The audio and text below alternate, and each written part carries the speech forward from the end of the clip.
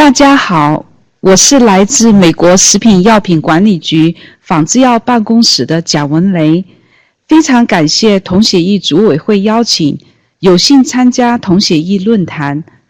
很遗憾，这次不能亲临现场与大家交流，特意制作一段录像报告，与参会嘉宾分享切磋。Good morning, everyone. My name is Wenlei Jiang. I'm from Office of Research and Standards, Office of Generic Drugs, CDER, US FDA. First, I would like to thank 同协议 Forum organizers for their invitation. It is my great pleasure to present excipients in parenteral drug products at the 同协议 Forum. Unfortunately, I cannot attend this forum in person and will miss the great opportunity to interact with experts in the field of complex injectables in Zhuhai, China. Luckily, with our FDA communication staff, Ed and Susan's kind help, I was able to make a pre-recorded video and contribute to the forum remotely from Maryland, US.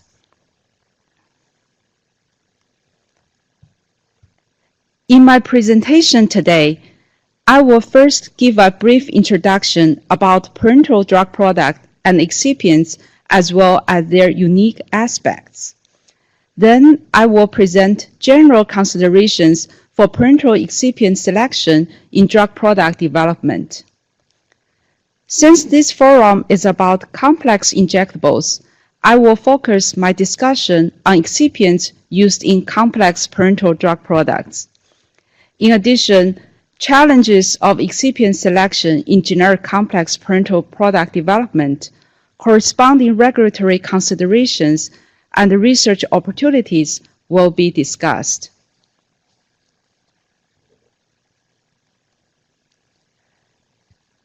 What are parenteral drug products? Based on the United States Pharmacopoeia definition, parenteral drug products include both injections and implanted drug products that are injected through the skin or other external boundary tissue, or implanted within body to allow the direct administration of the active drug substances into blood vessels, organs, tissues, or lesions. Most common administration routes for parenteral products include intravenous, IV, intramuscular, IM, subcutaneous, SC. Other administration routes, intracisternal, refer to injection into the brain,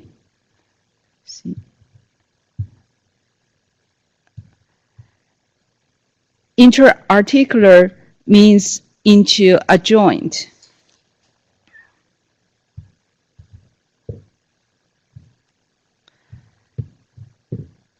For parenteral injection infusion products, it can be further classified as sterile liquids, sterile solids, and sterile dispersed system.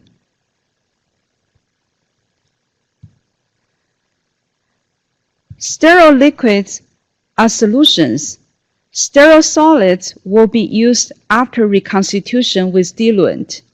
Sterile dispersed system include emulsion, suspension, and nanosuspension, which fall into the category of complex parenteral drug products, which I will discuss in detail later. For the implanted drug products, they include implants, microspheres, and drug-eluting stents, also belonging to the complex parenteral product category. As of 2013, parenteral drug products represented a 30% share of the overall drug delivery technology market, while oral formulations accounted for 60%.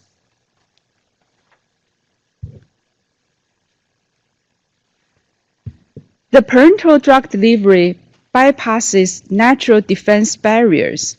Hence, for any given drug, if contaminated, the risk of an adverse event may be greater or the effects difficult to reverse if administered as an injection rather than via a non-parenteral route. For this reason, the formulated product must be sterile, free from bacteria or other living microorganisms, pathogen-free or bacterial endotoxin-free. That is, absence of any substance that can cause a fever. In the case of parenteral solution, it is required to be free of particulate matter. Particulate matter includes, but is not limited to, extraneous undissolved particles, fibers, glass shards, metals, polymer fragments, and others. In addition, no coloring agent may be added solely for the purpose of coloring the parenteral preparation. The formulation should preferably be isotonic. For most parenteral drug products, administration devices are needed, such as syringes. So, what's unique about excipients used in parenteral drugs? We know that excipients are components of a finished drug product other than the active pharmaceutical ingredient, API. Excipients are added during formulation for a specific purpose.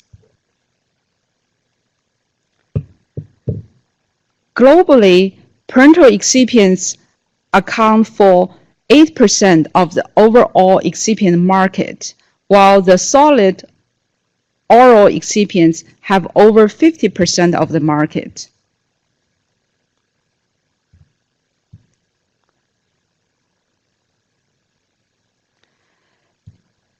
In recent years, parenteral excipient sector is rapidly growing due to the emphasis on biologics.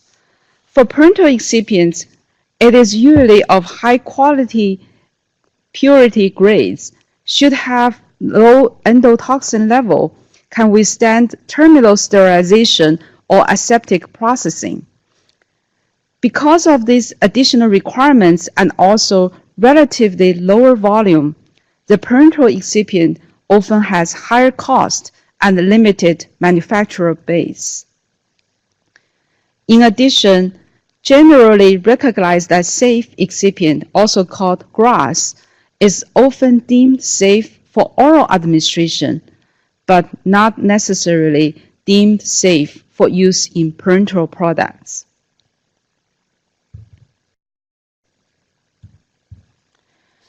Excipients are added in the formulation to serve different purposes.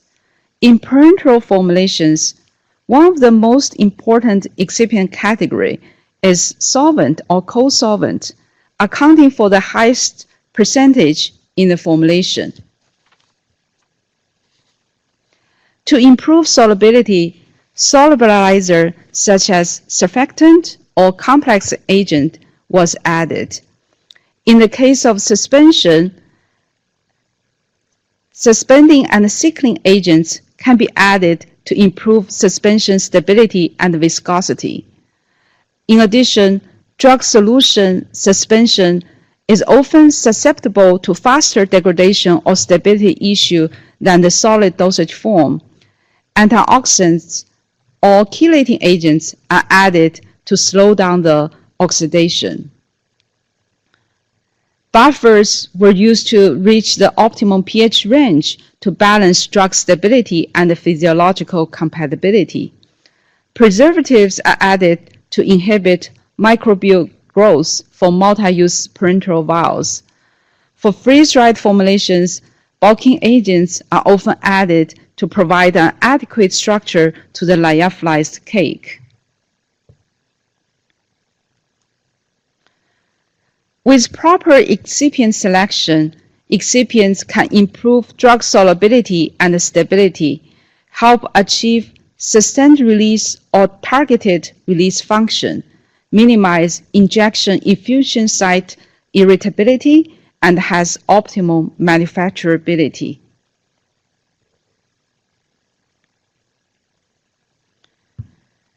When designing the parenteral formulation, As with other dosage forms, it is important to have the drug property in mind. For example, if the drug is poorly soluble, depending on the drug structure, we decide whether salt formation or co-solvent approach or other approaches should be used to improve drug solubility. If the drug is easy to hydrolyze or oxidize, we need to select optimal pH, buffer, additional stabilizer, or manufacturing process to reduce drug degradation.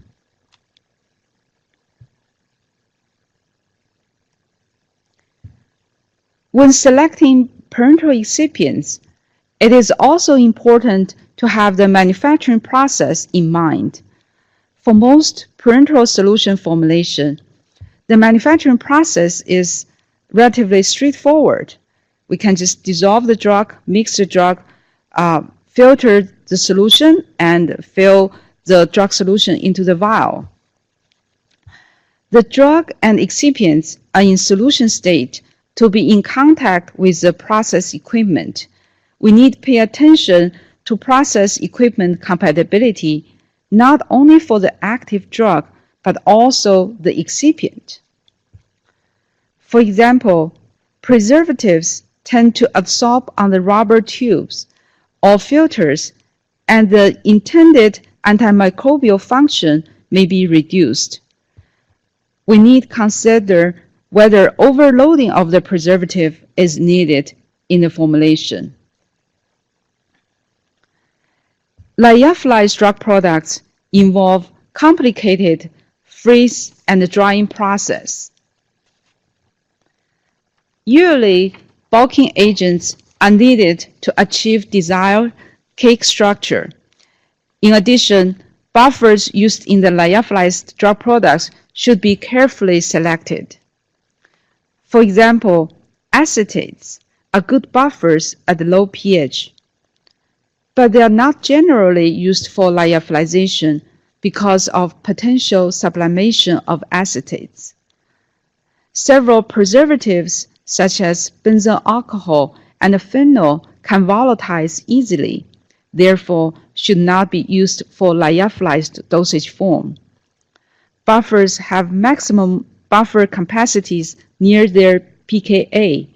For products that may be subject to excessive temperature fluctuations during processing, such as sterilization or lyophilization, it is important to select buffers with a small pKa change with temperature change.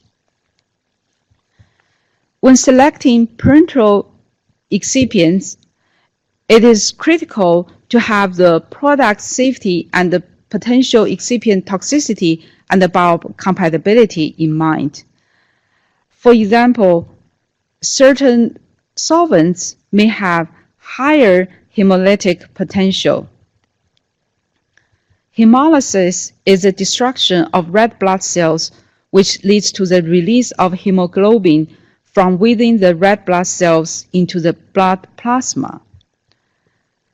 The hemolytic potential of propylene glycol is known to be greater than that of ethanol, ethanol greater than PEG 400. When we design the co-solvent system, we need to balance the solubilization power and the hemolytic potential. In addition, we should avoid mineral oil or paraffin, which the body cannot metabolize.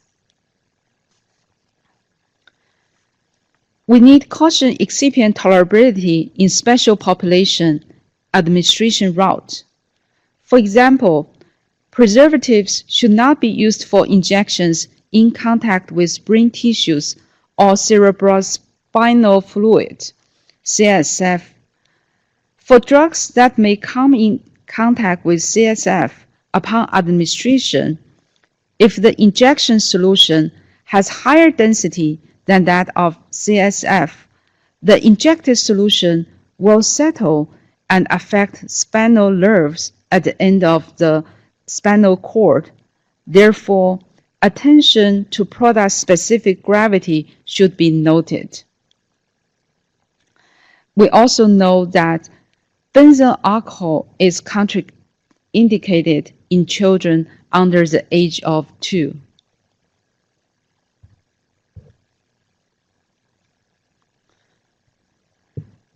In the past 2 decades, more complex and sophisticated parenteral drug delivery systems were developed.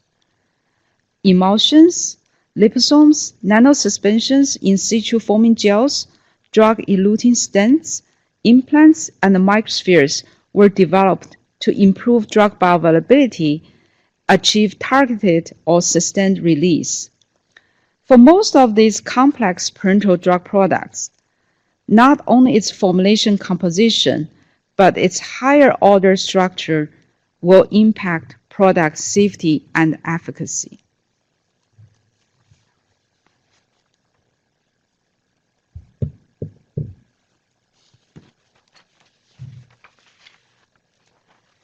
Excipients are critical in the formulation to ensure higher order structure and help achieve desired, targeted, and sustained release functions.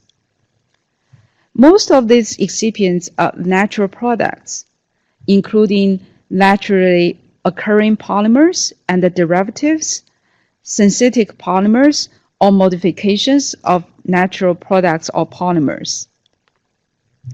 Tocopherol PEG succinate, also called TPGS, is a natural vitamin E derivative.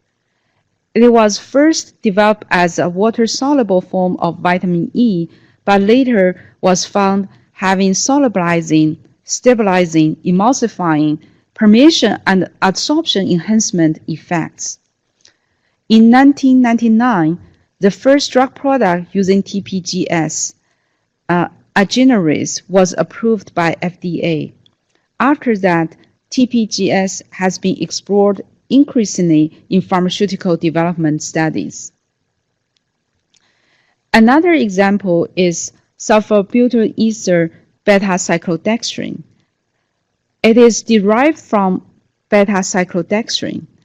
Beta-cyclodextrin is known to be toxic when administered parenterally.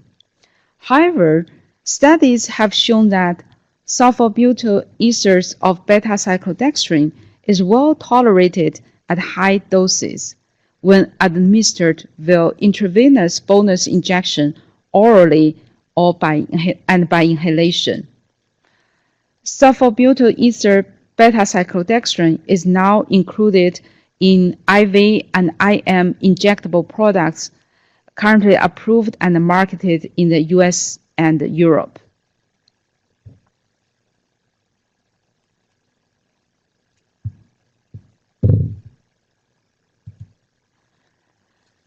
So far, I have been talking about parenteral drug development and parenteral excipient selection in general. How about generic drug product, parenteral drug product development? According to 21 Code of Federal Regulation 314, generally, a generic drug product intended for parenteral use shall contain the same inactive ingredients and in the same concentration as the reference listed drug. In simple terms, qualitatively and quantitatively the same as the reference drug.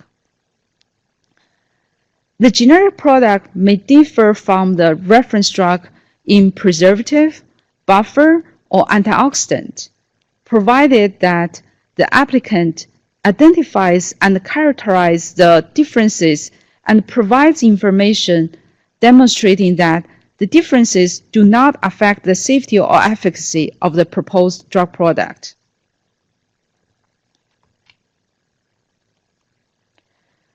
How do the generic firms know about the exact type and quantity of excipients in the reference listed drug? For the US FDA-approved parenteral drug products, all the excipients and their quantities are stated on the product label. Therefore, generic applicants can follow the excipient information to make a copy of the reference parenteral products. The same with the EMA-approved parenteral products. However, in Japan, only the excipient names are required to be listed on the label.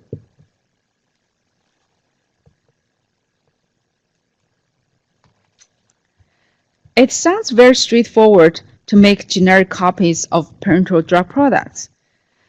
In reality, it is not that straightforward, especially for the complex parenteral products. Just like everyone can follow the same recipe to cook, if the ingredient quality and the cooking process are not well controlled, you may not end up with the same tasty dishes.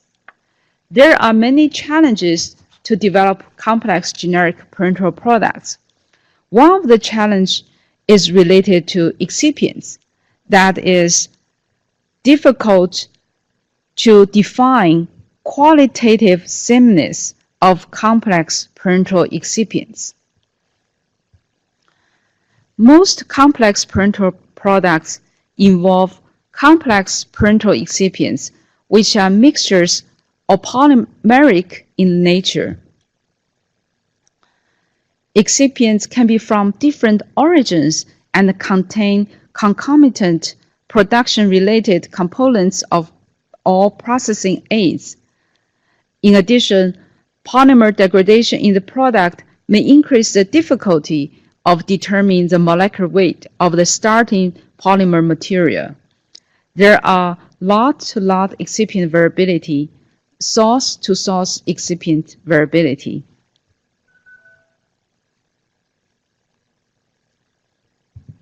Next, I would like to focus on parenteral emulsion, liposomes, in situ forming gels, implants, and PLGA microspheres as complex parenteral product examples to illustrate the complexity and regulatory considerations of the excipients used in these formulations. The first example is a parenteral emulsion. Parenteral emulsion formulation often contains lipids, emulsifiers, tonicity modifiers, antioxidants, and preservatives. The oils are used to dissolve drugs with low aqueous solubility and provide a mechanism to slowly release drug over a long period of time.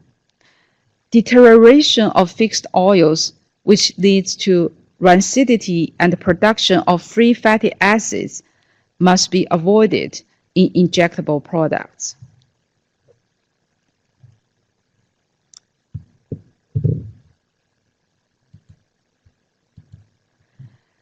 As listed in this table, most parenteral emulsion excipients do have compendial standards.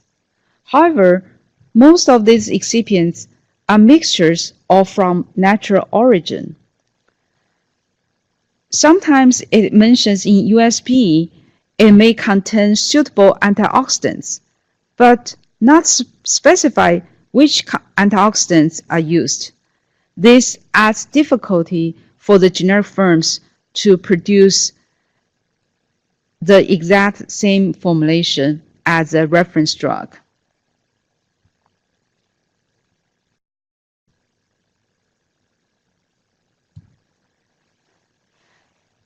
Though having standards, there are different standards in different regulatory directives. For example, lecithin is a commonly used emulsifier in parenteral emulsions. Japan, US, and EU all have different standards for the lecithin. As shown in this table, acetone insoluble matter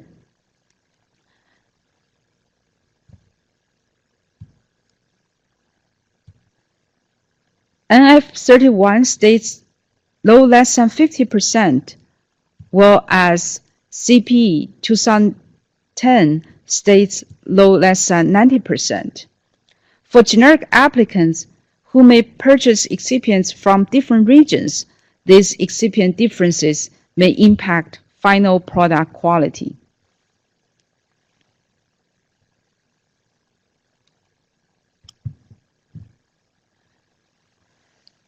This table listed the FDA-approved liposome products and the lipids used in the liposome formulation. Currently, we only have generic doxorubicin hydrochloride liposome injection available, no generics for other liposome products.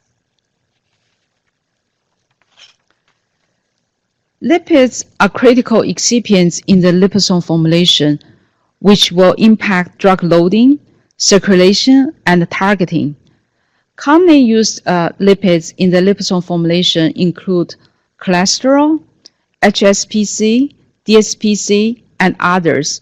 Here, I just want you to see how the lipid is listed in the product label. For example, cholesterol. Very simple, no details.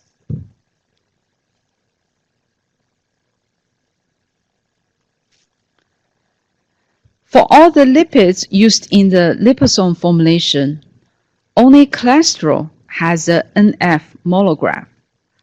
The NF monograph requires the cholesterol label to indicate whether cholesterol is derived from animal, synthetic, or vegetable sources. For animal-derived sources, the species and the tissues used, for example, bovine brain and spinal cord, wolfite, or chicken eggs, should be indicated. In addition, the names and amounts of any added stabilizers should be noted. However, as listed in the earlier table, in the drug product label, these detailed information are usually not provided. For the other lipids, there are no compendial standards at all. Lipids can be from synthetic, natural, or semi-synthetic sources, which may contain different process-related impurities. In addition, phospholipids isolated from animal sources may sometimes be complicated by the occasional occurrence of animal disease.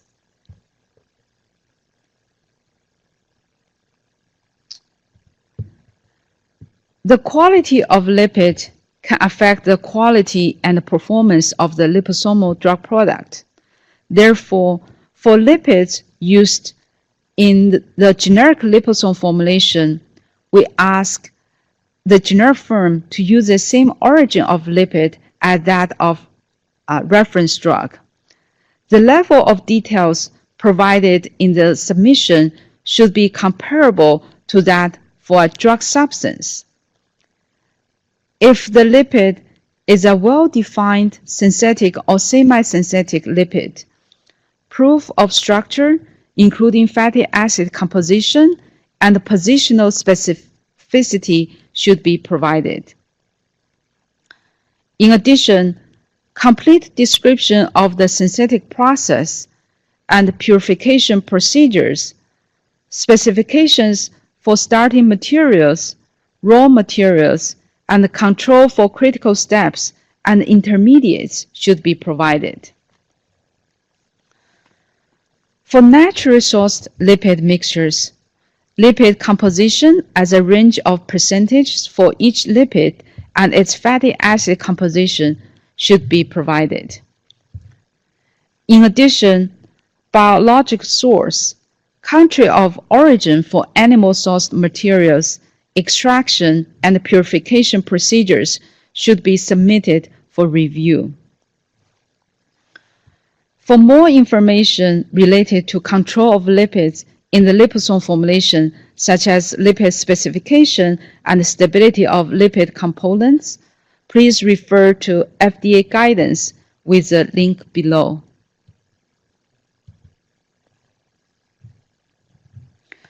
Also, I want to mention Japan PMDA published a liposome guidance in 2016.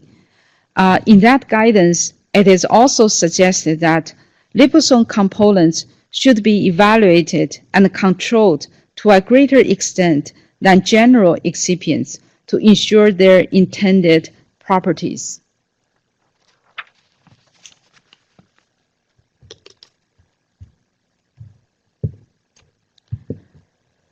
Parenteral implants and microspheres are often used to sustain drug delivery. This table listed the FDA-approved implants and microspheres products.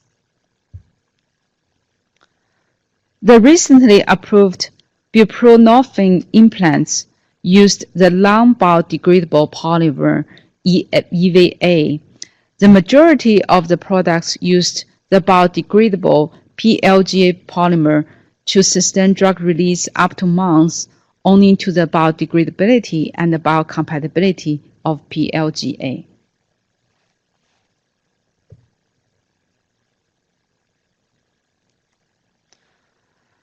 Also, two parenteral in situ gels using PLGA polymer were approved for dental use and subcutaneous administration. A new in situ gel system using sucrose acetate isobutyrate was in development. The one using PLGA, PEG, PLGA copolymer was halted in 2011. Currently, there are no generics available for any long-acting PLGA delivery system. As listed in the label,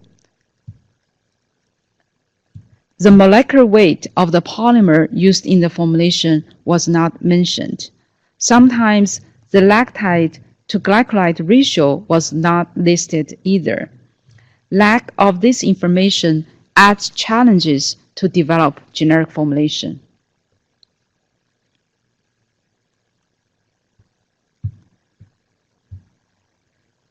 In the past several years, our Office of Research and Standards in Office of Generic Drugs has invested research efforts to identify the key characteristics of PLA, POGA, and develop appropriate regulatory standards to determine qualitative sameness of PLA, PLGA. In order to demonstrate PLGA from different manufacturers are the same, not only polymer composition, that is lactide to glycolide ratio, molecular weight and weight distribution, viscosity, but also polymer architecture and polymer end cap should be considered. For example, if two PLGA materials have the same 50 to 50 lactic to glycolic acid ratio, one is linear and the other is star, they are not considered qualitatively the same.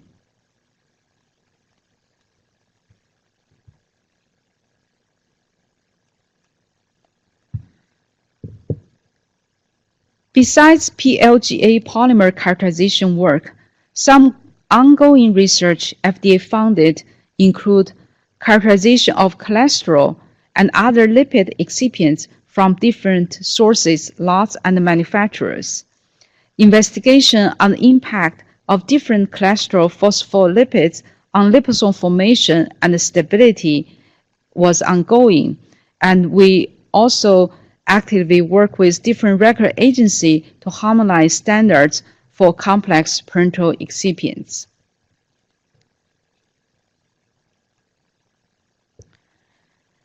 In summary, there are unique regulatory requirements for parenteral excipients.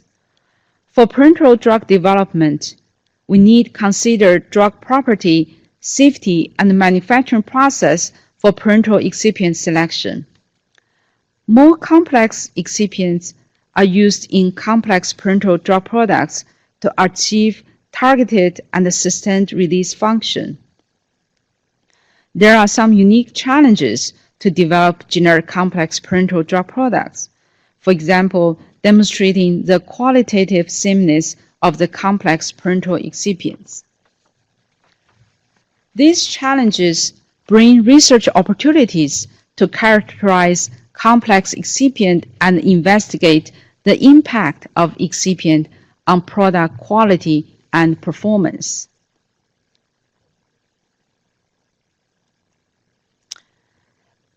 This is the end of my presentation. Thank you for your attention.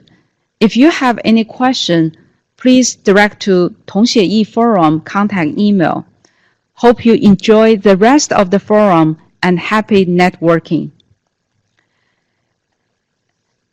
谢谢大家。我再用中文小结一下报告。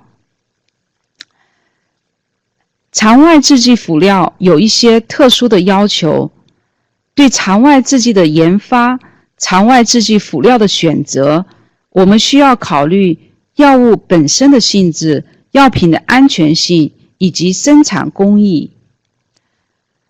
复杂制剂通常需要应用复杂的辅料，达到缓释或者精准释放的功效。开发仿制药复杂制剂的挑战之一，就是证明仿制药和原研药的辅料的相似性。希望大家能致力于这些研究。FDA 仿制药部门正在开展一些复杂辅料比较不同来源复杂辅料以及复杂辅料如何影响产品质量和疗效的研究工作。